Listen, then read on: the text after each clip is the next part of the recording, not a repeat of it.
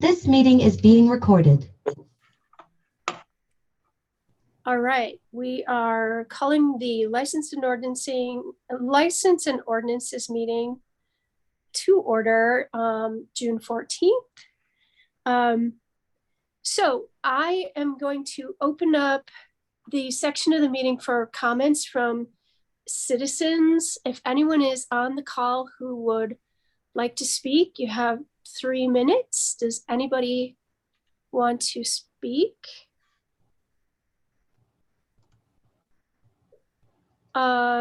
Hearing no one, I'm going to close that section of the meeting. Onto the approval of the minutes from the last meeting. Any questions or comments, Kendra? Okay, I will move that we approve the minutes. I will second. All those in favor? Aye. All right. Let's move on to the next portion, the licenses and permits. Number 1, application for an outdoor amplified sound permit by Laura Dwyer for PPD, a commercial enterprise, 8551 Research Way for a sound system from 5 p.m. to 10 p.m. June 17th for a movie night at Fireman's Park. And this isn't part of a special event permit. It's just an employee picnic type thing. Just for the record, they did put 5 a.m. on the permit application. That was verified. It was p.m. So it is just in the evening. So no issues from the PD's perspective. Okay. I don't have any questions. Kendra, do you have anything? Nope. Okay. So I'll move approval for this application for outdoor amplified sound for PPD. I'll second. All in favor? Aye. Aye. None opposed, so that motion passes. Number 2, application for an outdoor amplified sound permit by Jennifer Kratchwill for Kiva Sports Center. Sorry if I butchered your name, Jennifer. 8312 Forsythia Street, Middleton for band and sound system, 5 p.m. to 10 p.m. July 23rd and August 6th, 2022 for the 2022 summer concert series. Now, Laura, do you want to kind of take a lead on that one? Sure, yeah. So this is similar to what they applied for last year, what Kiva applied for last year for their summer concert series. Their plan, I believe, is the same time as the 2 concerts that were held last summer as well. But they are planning to follow the same security plan as well that they submitted last year. And that has been reviewed by Captain Geisler, and I think we're good to go there. Yep. Yeah, and we didn't have any issues with anything last year. I've already been in contact with Mr. Fritz. Plan to have 2 officers there again, which is what we had last year. And again, we had no issues. Everything's good from a PD perspective. Okay, great. Kendra, any questions on your half? Nope. And this is separate from another. Wasn't there another sound permit that came? I think it was one of the first things that I saw when I was in council, and I wasn't on L&O yet, so I could be conflating things, but this is a second sound permit for Kiva? Probably. They have one for like the whole summer for outdoor volleyball league. Okay, and they have this separate concert series. Am I right about that, Jeremy? Yes, yeah. So this is the 2 concerts. They had these, just for you, Kendra, last year they had 2 concerts as well, where they brought in acts on their ground. So this is the same thing. So it's beyond, Illinois had kind of asked for specific sound permits for those 2 events, beyond what they normally have, which is for their basically an annual permit, which is the one you're referring to for sound outside for soccer and volleyball. Okay, got it. Thank you. I have no questions, so I move approval. I'll second. All in favor? Aye. Aye. And do you know who it's going to be yet? Thank you. So we know July 23rd, I'm not officially announcing it, so you didn't hear it from me. It is recorded, just so you know. Oh, Okay. yeah, so maybe not. You don't need. No, need it's to answer fine. it. As long as it's not in writing, I'm good. It's Ashley, and we're announcing it. We'll be teasing it this week on radio, and then, but not with the name, but on Monday we start selling tickets. So July 23rd is only one I can confirm, and that is if you're a country singer or country fan, it's Ashley McBride. Yeah. So a big, good name. So we're Sure. excited. Good for you. Awesome. Yeah, so thank you very much. I will jump off, but I appreciate it. Thank Thanks, you. Jennifer. Thanks, good luck. Okay, great. Good job on that.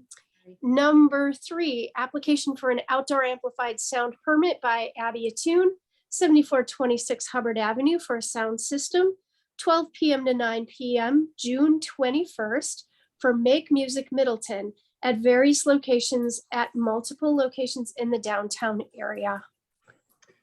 Yeah, and this one is not, again, associated with a special event permit, but those various areas just didn't fit in the agenda topic item, but they're listed on the permit, which is Middleton Commons, Raleigh House, Visit Middleton, and then Middleton Center. So, and this just be music throughout, kind of like, I don't know if this is the same thing as their Jazz Fest, what they used to have, but a music event nonetheless downtown from noon to 9 p.m. There's never been any issues from the PD perspective, so there's no issues there. I think this is the first year we're doing Make Music Middleton, and I think it's kind of done all over the country, if I'm not mistaken. Like June 21st, first day of summer. Yep. And they get local musicians to play anywhere, like on someone's porch or on a corner, and so you can just go kind of anywhere throughout the city and hear super cool music by amateurs. Nothing is like Ashley, whatever her name was. It's like, yeah, the guitar player who's 12 years old and has an amplifier. And so it should be a pretty cool event. I will move. Yeah, go ahead, Kendra. Oh, yeah, I will make a motion to approve that permit. I'll second that. All in favor? Aye. Aye. And none opposed, so we will move on. Application for a Class B beer license with Hitters Sports Corporation, doing business as Hitters Sportsplex, 3170 Deming Way, Joel Tennyson, Verona, Wisconsin agent. And there's, so my understanding is they used to have an alcohol license, but then gave it up when they kind of redesigned, but no issues here, no issues with the applicant on his background. Okay. Any questions, Kendra? Nope. I will move approval for this application. I will second. All in favor? Aye. Aye. And motion is approved. On to number 5, application for an entertainment club license by Capital Ice LLC, 2616 Pleasant View Road, Michael Klinkhammer agent. This is a renewal, so it's not a new one. We've not had any issues there. I have no issues with approving this. All right, I Any will move for comments? approval. I will second. sorry. All in favor? All in favor? Aye. Aye. Sorry, aye. No, it's fine. Motion approved. So on to number 6, application for an entertainment club license by Fanman Brands LLC, doing business as Hidden Cave Cidery, 2500 Pleasant View Road, number 102, Walker Fanning agent. Same thing here. This is a renewal. There have been no issues at this business, so no issues from PD. All right, I'll move approval. I will second. All in favor? Aye. Aye. Motion is approved. Number 7, application for an entertainment club license by WB Wisconsin Middleton, WBWI Middleton LLC, doing business as World of Beer, 8225 Greenway Boulevard, number 140, Oscar Jaramillo agent. This is also a renewal. We have overall not any significant issues. Oscar's been great working with our third shift staff. There are periodic disturbance related issues, but nothing significant enough that I would recommend that you deny it. So. Great. Is this the one where they kind of open up the back? Yeah, that's the where. door? Yeah, so that's where we had some issues with noise in the hotels in the area, but then he applied for actually amplified sound as well up till midnight, and to my knowledge, no issues have been brought to my attention recently. So Fantastic. Kendra, anything on your part? No, I just wanted to make a comment that all of these entertainment, the entertainment club license, they seem very informal. Yeah, they are.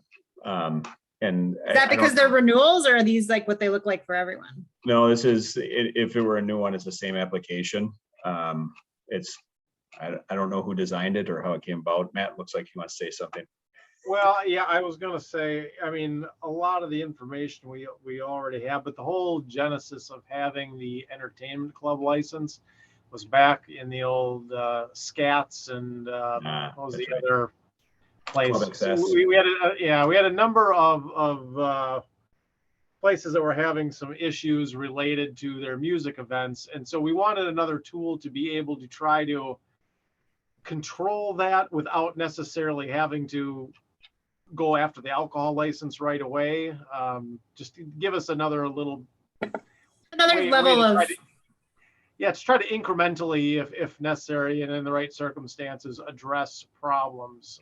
So yeah, it really wasn't intended to be a whole necessarily separate set of review and everything, but give us the ability to impose some security conditions or things like that, or ultimately revoke just the entertainment license before maybe necessarily having to revoke the whole liquor license.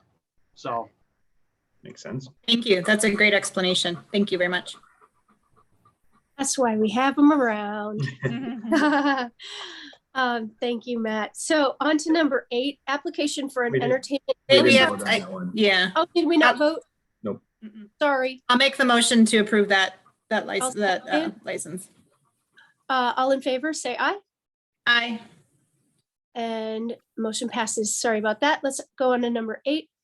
Application for an entertainment club license by Hoops of Dane County, Inc., doing business as Elixir Restaurant and Brew Pub, 1915 Branch Street, Dale Beck, agent. And same thing here, this is a renewal, although this business has not been open yet. It's the old Club Tavern. And so no issues here. So they had one last year, then they just weren't ready to be open. Correct. Yeah. Same thing with their alcohol license. I think it's a factor. The pandemic was a factor here. And sure. Of course. Yep. All right. Any Staffing, questions? from what I hear too. Yeah. Any questions, Kendra? Nope. I'll move approval. One second. All in favor? Aye. Aye. None opposed, so motion passes. So number 9, application for a special event permit by Amherst Road neighbors. Elizabeth Hetrick is the contact person for the Amherst Road block party on July 31st, 2022 on Amherst Road. Aye. Laura, you're muted. Got that notification, great. So this one is actually tied to an amplified sound permit as well. So I didn't know if you wanted to review them together. We can do them separately. I'm happy to read them together. Application for an, so 9 and 10 together. Application for an outdoor amplified sound permit by Elizabeth Hetrick for Amherst Road neighbors, 2410 Amherst Road, Middleton, Wisconsin, sound system, 11 a.m. to 5 p.m., July 31st, 2022, for the Amherst Road block party. Great, thank you. So this is not a first time event, but it is, I believe, the first time we've had a special event permit application come across. And so they're only expecting about 50 people. And there was a map provided that shows, exactly what what part of Amherst Road they were looking to close. Well, pretty much the whole thing, from Maywood to Pheasant Lane. And then obviously there's the amplified sound to go with it, but Elizabeth is on the call if anyone did have any questions for her.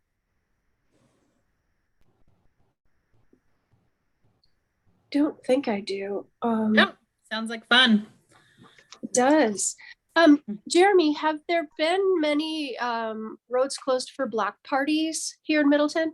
Not in my time with L&O.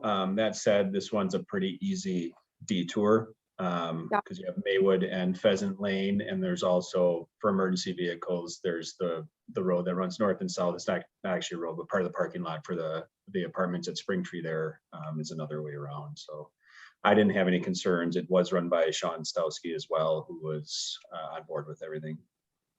As long as there was, of course, what was it, the 18 feet of access for emergency vehicles to get down Amherst as needed.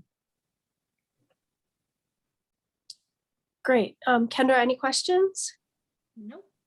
Okay, well then I will move approval for both the special event permit and for the outdoor amplified sound permit for Elizabeth Hetrick for Amherst Road and Neighbors. All in favor? Second the motion and vote aye. Sorry, all in favor? Aye. Aye. Motion passes. Thanks. Thank you very much for coming, Elizabeth, and have Thanks, a great Elizabeth. party. Thank you. All right, number 11, application for a special event permit by EAA Corbin, Chapter 93, Al Barger, contact person for the Pancake Breakfast on July 10th, 2022 at Middleton Municipal Airport. And so for this one, it is obviously not a first time event. It's been happening for years, according to their application since 1962. And it's, again, just one of those that I think has maybe fallen through the cracks, but should actually have a special event permit. And they also have applied for a temporary sign permit. That just came to me today, so I didn't include that as well. But yeah, I didn't get anybody to join the call tonight, sorry, but I can answer any questions you might have. Laura, can I ask what it was that tipped the scales that they needed this special event permit? I'm just trying to discern, and I was looking through the ordinances about where that kind of triggered, and what is it that kind of flips that switch? So from what I know, anytime an event is happening that's 200 or more people that either closes down a street or a trail, this one's obviously, so it doesn't have to meet the 200 person threshold if it's not closing down a street or a trail. But since this is on city property, being the airport, we felt like it did qualify. Yeah, it's being on city property and anticipated to have 200 or more people. Okay, So then so the the oth- last one, oh, sorry. Yeah, well, so I think what Laura's trying to explain is the only time you don't need to meet the 200 person threshold is if you are closing down a street or trail.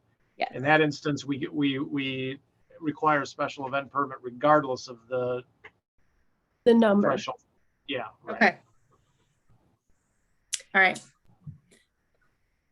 Good And question. then this is just because it's on public property. It's not actually closing down a street or a road. There's going to be no police activity as far as they're not requesting the city streets to be closed or any sort of city blocking, but because it is on city property, you wanted them to fill out this permit. Right. Right. And yep, Okay. 200 or more. Is it an I think insurance thing? Because it's on city property? That's Well, a good this is question. kind of one of those where we've talked a little bit about whether we ought to have some sort of special consideration for the airport. I say for years this continued to happen. Well, I mean, as we said, this has been going on since 1962, and I think when we adopted the special event permit, because this had already been going on, and mostly we were thinking when we use city property, we're thinking primarily parks and conservancies, and I think it just went on before people realized, well, technically this meets the definition, and we've had other different kinds of events. So I think we've leaned towards continuing applying the special event permit to the airport property, but it is sort of new because I think it's just been a slow realization that, wait a minute, this applies to the airport as well. Okay. Thank you. Yep. Okay. I will move approval for the application for special permit by EAA Corbin, Chapter 93. I will second. All in favor? Aye. Motion passes. Number 12, application for a special event permit by Automation Components, Inc., Julie Setterstrom, contact person for the ACI Company Picnic on July 24th, 2022 at Lakeview Park. This one is just, I mean, like it says, a company picnic. So I'm not expecting anything out of the ordinary here. They are planning to have food carts, and they are aware that of the requirements that go along with that, and that Mark with Wagner with the parks has said that if there are going to be food carts at Lakeview, they need to be on pavement. So I've passed along that message as well. And they do have an amplified sound tied to this one too, but we can do that one separately. Sorry. Sorry. Do you want me to? I can just read this one in so we can do it in one. I'm Sure. sorry. Yeah, so let's add in number 13, application for outdoor amplified sound permit by Julie Setterstrom for Automation Components, Inc., 2305 Pleasant View Road, Middleton, Wisconsin, for sound system, 11 a.m. to 3 p.m., July 24th, 2022, for the ACI Company Picnic. Again, my apologies. So, any questions from Kendra? Anything from the police, Captain Geisler? No issues. Anything that happens at Lakeview is usually pretty well run and doesn't impact us much. Okay, fantastic. I will move approval for the special event permit for ACI Company Picnic and for the outdoor amplified sound permit for the same company. I will second. All in favor? Aye. And motion passes. So on to the last application for special event permit by Convergent Science, Inc., Bridget Doty, contact person for the Convergent Science Company Picnic on August 25th, 2022 at Lakeview Park. This one is honestly very similar to the previous event, just a company picnic. This one is to celebrate the 20th anniversary or 25th anniversary. They are planning to have food carts as well, but no amplified sound with this one. Pretty straightforward, and Parks and Captain Geisler are both aware of it. Okay. Questions from Kendra at all? Nope. All right, I will move approval for the special event permit by Convergent Science, Inc. I will second. All in favor? Aye. And motion passes. So, excellent. On to ordinances. Number 1, an ordinance to amend mobile food permit fees. Food cart permit fees. So this was on our agenda last month. And so what I've drafted here, I believe reflects the changes to the fee amounts that were talked about. I think we may have been a little inconclusive as to whether we were looking for refunds, but I drafted the second part of it to authorize the clerk to issue refunds. Because we have what, Now- 2? Well, for the year now, this, if we have I don't know if we have any special event ones, but the way I've drafted it, special event or even additional person permits would also receive refunds. I did that mainly out of ease and my belief that there probably is not a ton of them. I also considered, strictly speaking, like for the annual ones, strictly speaking, I think that should be prorated, so they pay the old fee up to the point of adoption and then the new fee.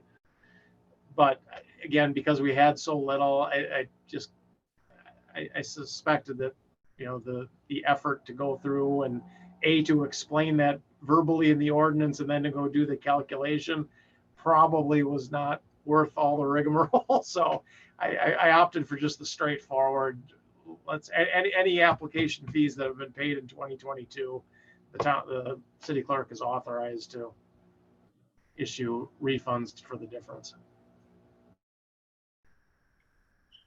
I like this fee schedule very much.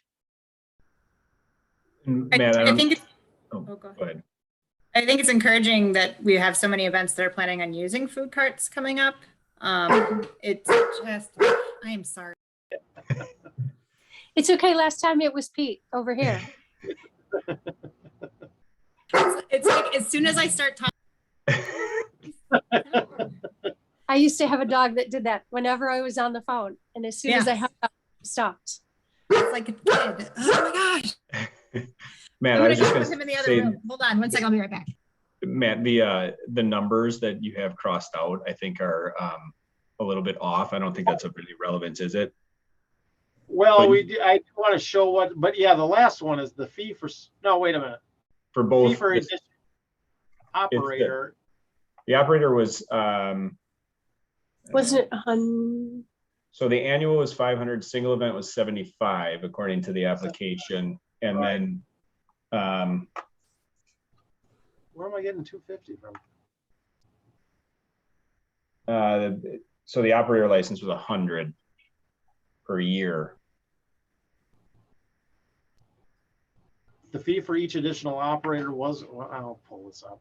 I'll double check it and just get it right. How did that get to be 250 for each? Yeah, I thought it was 100. You're right. Yeah, no, you're right. That is not. I'll check the fee schedule again and Okay. fix those and send you the revised. Okay. I think the important thing for the committee is that I have the new numbers correct. Right. That's kind of what I figured. The new numbers look great. The rest is just form. Yeah, I think it looks great. Kendra, did you have questions though? You were trying to say something. I was just going to say it's encouraging that there's so many events coming up that are planning on using carts. I know it's been a few years since we've had an opportunity to even have events, but the fact that people are starting to plan on using that, you know, at first taking away a revenue stream for the city is something that you kind of, but it wasn't obviously that large. And hopefully this will encourage more people to use it. So. And ultimately it might actually make us more money. Right, exactly. So 175. I don't know where 250 came from. thumbs. Yeah. There's some automatic computer thing that does something other than what you wanted to. So our next step is to just kind of, do we send this on to the council yet? Yeah, so yeah, the motion was to recommend. Do you need to have that vote then? Yeah, well, yeah, we move to recommend approval and then this would go on to the council. Kendra, do you want to do the I- honor? I will make the motion to suggest to council a change to the ordinance. I don't know what number it is. It may actually be to amendment A, the fee schedule, right, to the finance ordinance. To amend the mobile food establishment fees. I will second that motion. All in favor? Aye. Aye. Motion passes. While we're talking about fees, can we, I just want to ask if on a upcoming agenda, we can review the price of the special permit fees, the special permits we were just talking about. It seems like $100 is kind of steep for a sort of entry permit to all of the other permits that you have to pay fees for. I mean, when you have your special permit, but then there's the sound permit on top of it, and then the street closing on top of that. And because there's this wide range of what fits in this special permit category now, everything from, the 200 person airport party to the 50 people that are going to meet up on Amherst. It just seems like that might be a fee that we can revisit. Yeah, I can add that in the, oh, sorry, Matt. No, yeah, for the special event permit you're talking about? Yep.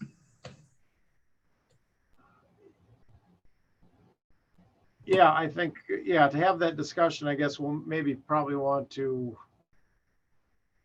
kind of take an overview of what typically goes into reviewing them and what those costs are. Yeah, and again, it could very well be too that maybe, maybe what we need is some different gradations or something too, because there's a wide range of special events that we have. And I mean, I'm always in favor of periodically reviewing fees. And although I typically find that most of the time the fees are not high enough, or at least, they sit there forever, but they come nowhere close to kind of recouping the fees. But well, that was my thought when I was looking at it about the amount of work that must go in, because there are these other components that fall into it. You kind of have to gather all that information up front, and that's sort of, again, the entryway in is that special event permit, and figuring out from there the details about the size and what's going to be required and the impact it's going to have. So I can appreciate that there's probably a lot more time that goes into it than I'm at first blush, but just as a thought. I can put it as an agenda item, the miscellaneous for next month. Just a discussion on it, if that works. That would be great. Thank you. Excellent. Speaking of miscellaneous, it's on to miscellaneous we go. Number 1, a discussion of the aviation qualifications required for members of the Airport Commission. I don't know how much we want to discuss this without Luke's expertise, just with his participation on the commission. I admit that I don't have a lot of knowledge, and I would lean on him, and I'd be not lean on him, but I would be interested very much to hear from him on his experience and what his ideas might be. So I don't know if we want to have a brief discussion now and then open it up again for the next meeting, but I would definitely say. Happy to just defer it till next meeting. Then I will make that motion to defer. I'll second. All in favor? Aye. Aye. One Okay. thing I might recommend too, though, as you think about this for the next time is I think it's important when you think about what qualifications may be best. Take a look and review the Airport Commission Ordinance. That's 2.18, because it does have a list of, they're still sort of broad, but it kind of prescribes what the duties of the commission are. And so, I've answered the question before. I think the mayor had asked me, does the Airport Commission have to have somebody with certain expertise? And my response to that was that, no, per se, it does not. But, I do think that it has certain duties and listed. And I think there's some assumption that the mayor is the appointing authority and the council as the confirming authority are reviewing who the appointees are in light of, what you're asking the commission to do. But at the end of the day, what you're looking is, it is as written discretionary, but it does give you a sense of, what by ordinance are we expecting this committee to do? And then from there, it's the policymakers' decision to decide, okay, well, how much expertise do you really need? And, but of course the discussion from there could go, do we want to leave it up to discretion from one council to another? Does somebody want to suggest maybe we ought to have specific, expertise or certain members with, there's a lot of different ways you can go with it, but that I just would suggest as a starting point for, as you think about it for next time. That sounds really good. Thanks, Matt. Yep. All right. If there is no other business, I will move for adjournment. I will second. All in favor? Aye. Meeting is adjourned. Excellent job, guys. Thank you so much. Everyone stay safe in the heat.